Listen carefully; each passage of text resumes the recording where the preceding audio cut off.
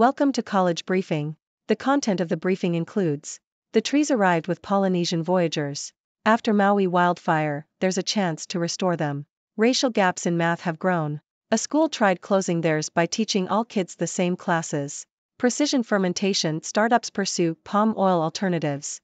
Jenkins leads FIU to 33-27 victory over Sam Houston in 2OT. India uses widespread internet blackouts to mask domestic turmoil. The trees arrived with Polynesian voyagers. After Maui wildfire, there's a chance to restore them. The Toronto Star. A band of arborists, farmers and landscapers has banded together to try and save the culturally important trees of Lahaina, Maui, after the deadly wildfires of the summer. The fires destroyed thousands of breadfruit and kukui nut trees, which have been part of Hawaiian culture for centuries. The arborists are trying to save these trees by digging down to the roots and propagating new shoots. The volunteers leading the effort believe that the fires have given them a chance to restore the trees, educate people about their care and use, and to reclaim some of the town's identity. The fires also destroyed a 150-year-old banyan tree, which was seen as a symbol of hope after the fires. It has been cared for by teams of volunteers, who have flooded its roots with water. Racial gaps in math have grown. A school tried closing theirs by teaching all kids the same classes. The Toronto Star. Debt racking, or getting rid of classes that separate students by achievement level, could be a key to narrowing gaps in math performance, according to a report by the Associated Press. Racial achievement gaps have worsened in the wake of the COVID-19 pandemic and its disruptions to learning.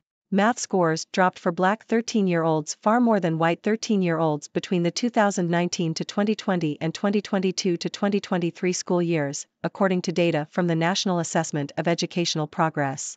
Schools that have implemented debt racking have aimed to level the playing field by exposing all students to the same higher concepts and standards. Some schools have had success with debt racking, while others have struggled. Critics argue that debt racking lacks flexibility for when students need more support, and that it may not be suitable for all schools. However, supporters say that debt racking can boost students' confidence and give them the opportunity to try higher-level math classes. Ultimately, debt racking is seen as one possible solution to address disparities in math education and improve outcomes for all students. Precision fermentation startups pursue palm oil alternatives. Financial Times.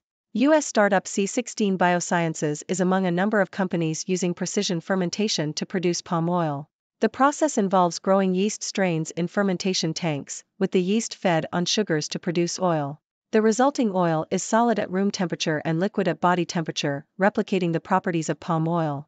The C16 yeast strains are farmed in a process similar to beer brewing, but without the alcohol. The method avoids the environmental damage caused by deforestation for palm oil plantations and the methane emitted by processing plants. Jenkins leads FIU to 33-27 victory over Sam Houston in 2OT. Associated Press. Florida International University, FIU, defeated Sam Houston in a 33-27 victory in double overtime. FIU took a 17-10 lead into the fourth quarter but needed a field goal to send the game to overtime.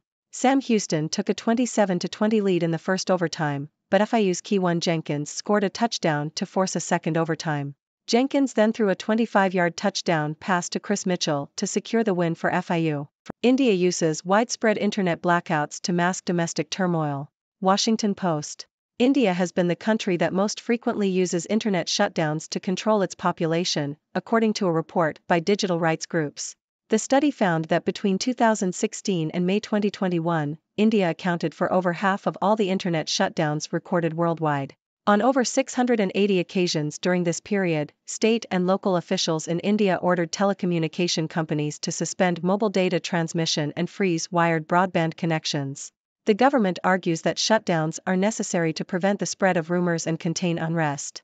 Philanthropic businessman's career marred by Rams mortgage debacle. The Sydney Morning Herald. John Kinghorn, an Australian businessman and philanthropist, has passed away at the age of 82. Kinghorn, who was once a billionaire and appeared on Australia's rich list, founded a family philanthropic foundation that donated millions of dollars to various causes. Despite his philanthropic efforts, Kinghorn was involved in some controversial business dealings and was investigated by the Independent Commission Against Corruption. However, the Australian Securities and Investments Commission did not pursue any charges against him. Kinghorn's reputation was further tarnished when he became involved in a corruption scandal related to a coal exploration license. He was initially found to be corrupt by the ICAC, but the finding was later overturned on appeal. Kinghorn's death has been met with mixed reactions, with some praising his philanthropy while others remain critical of his business practices. John Kinghorn was born on June 3, 1941, and began his career as a chartered accountant. He later founded Alco Financial Services, which specialized in equipment leasing.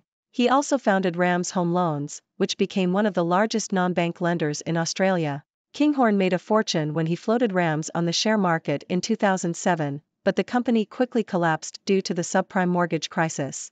He later faced legal trouble related to Rams and other business ventures, but the charges against him were dropped due to his declining health. Despite his legal issues, Kinghorn continued to donate to various causes and was involved in the golfing community in Australia. U.S. hate crimes are rising, here are some solutions. BBC. Hate crimes in the U.S. reached an all-time high in 2022, according to data from the FBI.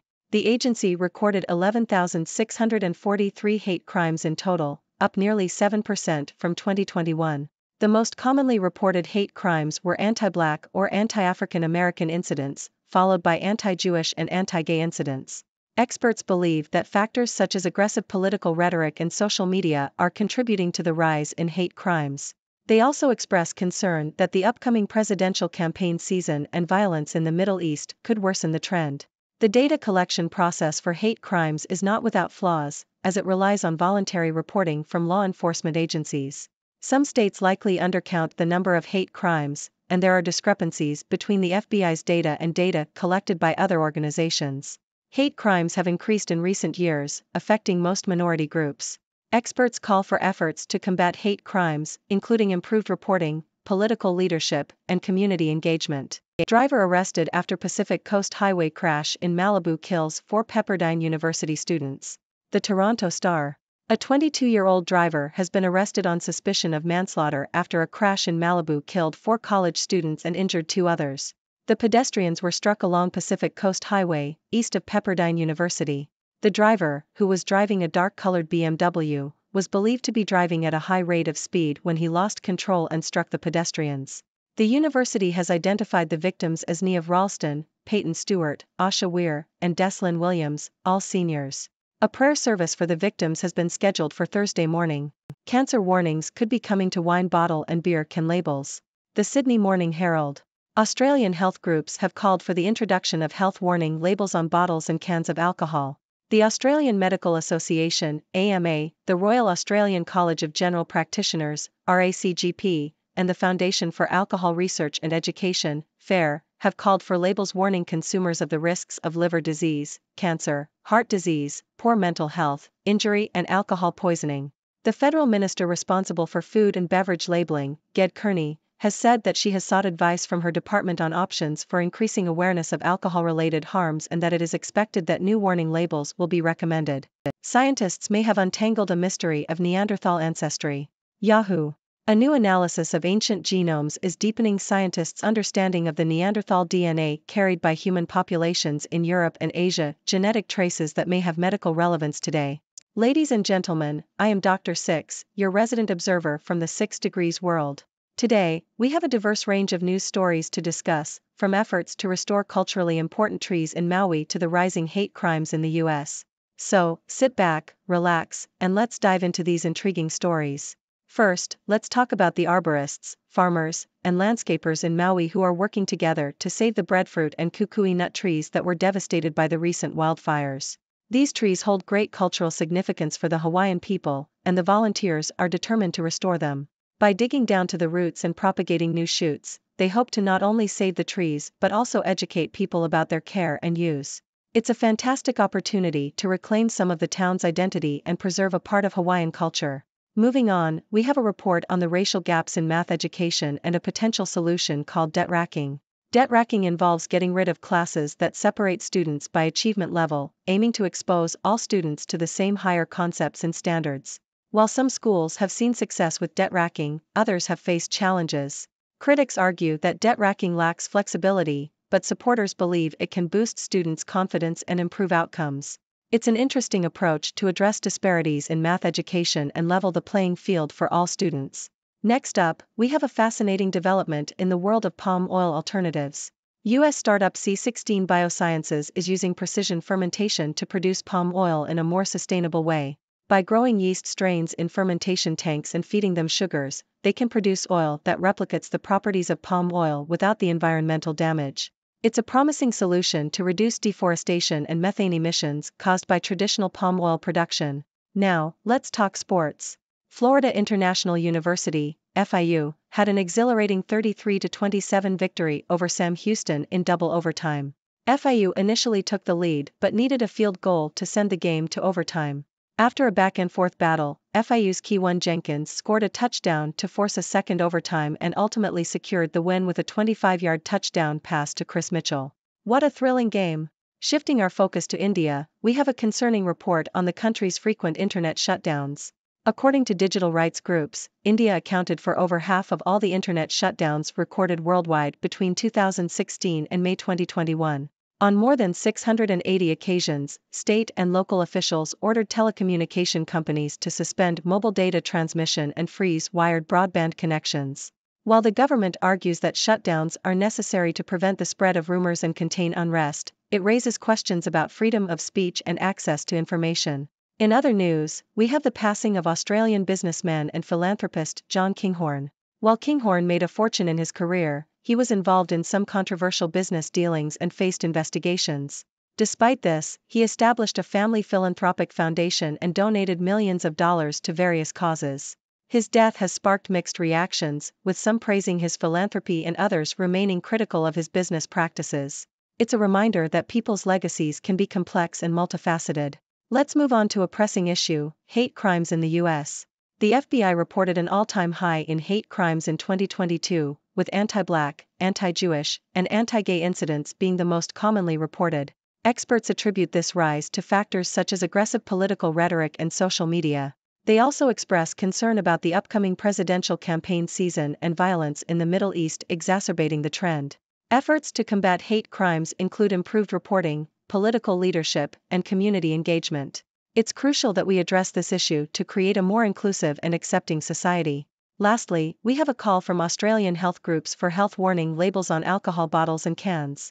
The aim is to increase awareness of the risks of liver disease, cancer, heart disease, poor mental health, injury, and alcohol poisoning. It's an important step in promoting responsible drinking and informing consumers about the potential harms associated with alcohol consumption. That wraps up today's news. I hope you found these stories as interesting as I did. Now, it's time for you, my esteemed audience, to share your thoughts. What do you make of these news stories? Do you have any ideas or questions? The floor is yours. Let's engage in a lively discussion together. Thank you for tuning in. The content above showcases the latest briefing reports and analytical synopses, thoughtfully curated by the 6Do team. These insights stem from a wide array of reputable media outlets, think tanks, government sources, and specialized experts worldwide. We encourage you to explore these sources for a comprehensive perspective. Keep in mind that while the content may not always align with the official standpoint of 6Do Brief, it's not meant to be taken as absolute directives for decision-making. Comprising seasoned media professionals, learned scholars, and accomplished scientists, the 6Do team embodies a trailblazing, fully independent media entity. To customize 6Do Brief to meet your professional needs, you have the option to subscribe to a diverse array of briefings on our website, 6dobrief.com. Regardless of your location, you can conveniently receive 6Do Brief via email.